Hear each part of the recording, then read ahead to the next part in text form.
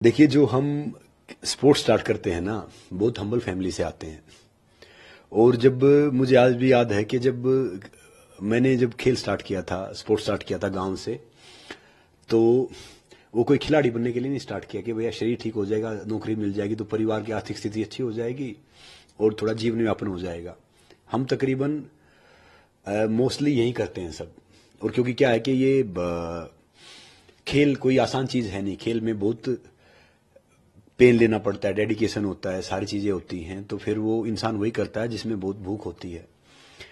तो जब आए तो कोई टारगेट था नहीं कि भैया ये करना कि नौकरी मिल जाए, बस एक बार इंडिया के लिए खेलने इंटरनेशनल हो जाए, वही टारगेट होता था कि मतलब ये कहीं आगे जाना, मेडल जीतना, तो टारगेट था ही नहीं उस टाइम पे। मगर मैं एक बात कह रहा हूं कि आजकल मैं देखता हूं कि जो नए नए स्पोर्ट्स पर्सन है हमारे, तो मैं उनसे मिलता हूं तो वो सबका टारगेट होता है कि ओलंपिक में जाना, मेडल जीतना है। तो मैं सब मेरे जो एस्पायरिंग जो स्पोर्ट्स पर्सन है और जो मेरे कुलीग हैं, जो दूसरे भी हैं, मेरे भाई बहन हैं प्यारे छोटे, मैं एक बात कहना चाह रहा हूं कि जो स्पोर्ट्स में ना करियर है ना, खिलाड़ी करियर सिर्फ 3 से 5 साल का होता है, एमेच्योर। तो उस 3 से 5 साल में कोई भी भटका देता है हमें, हम उसमें पॉलिटिशियन ही बनना चाहते हैं, उसमें हम एक्टर ही बनना चाहते हैं, एंटरप्रेन्योर ही बनना चाहते हैं, सोशलिस्ट ही बनना चाहते हैं, और फिर वो है ना वो कैरियर चला जाता है। फिर हम पछताते हैं कि भैया वो फिर वापस नहीं मोड़ के आता। अब एक स्पोर्ट्स का सही होता है कि भैया मैं भी चाहता था कि ओलंपिक में जाऊं, मेडल जीतूं, मगर lack of finance, lack of guidance, lack of circumstances में वो कर नहीं पाया। तो अब मैं यही कह रहा हूं कि मैं कोशिश करता हूं कि मैं ढेर सारे नए बच्चों का जरिया बनूं, क्योंकि क्या है कि वो अगर वहां जाएंगे, मेडल जीतेंगे, तो उनके साथ, देश के साथ मेरा सपना ही पूरा हो गया। तो मगर मैंने एक बात नोटिस की है कि अब हमारे जो ढेर सारे जो युवा, उस टाइम में भी था, मैं भी कुछ समझती ही नहीं, ना कोई था, कोई जो जैसा बात कहते थे मान लेते थे कि कोई नेता है या कोई उद्योगपति है या कोई और तीसरा पर्सन है, वो किसी को भी मतलब अपने स्वार्थ के लिए भटका देते हैं कि भैया ये कर लो तो ये हो जाएगा, फिर वो टाइम चला जाता है।